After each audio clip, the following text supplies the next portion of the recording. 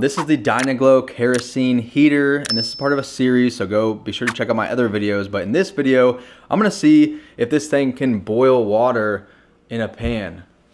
So it's got this cage around it, and it's heating up, and we're about to see if it can actually boil water. Okay, so let's check to see how it's right now. It's 78.2 degree water, so not very hot.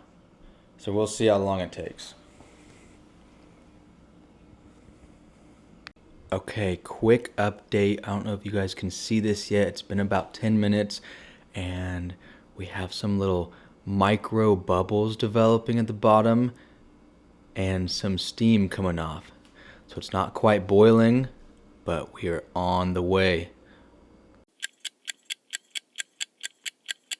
Alright, so I wanted to give you guys a final verdict of this thing. So it is roaring, and we've had this pan of water on here for a little bit over an hour, and unfortunately it didn't come to a full boil.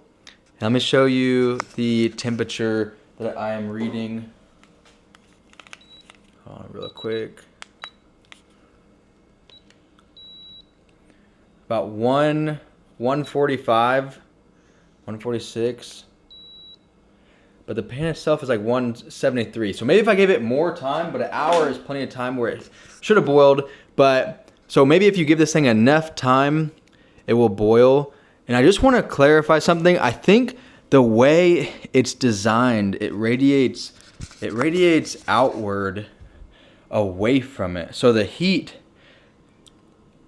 that is going around may not be hitting the pan directly.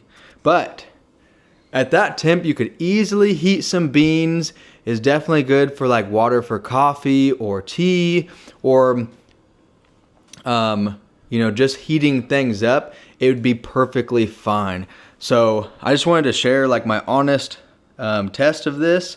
It showed some definite promise in the beginning with the bubbles early on, but it definitely steamed. Like there's way less water now after an hour, but it, like I said, it never quite got to the boil. So I don't know if any of you who own this want to share your thoughts, or have tried this or took it camping. Let me know what you guys think. Again, this is the Dynaglow WK95C8 model. Where is it? Right there, yeah.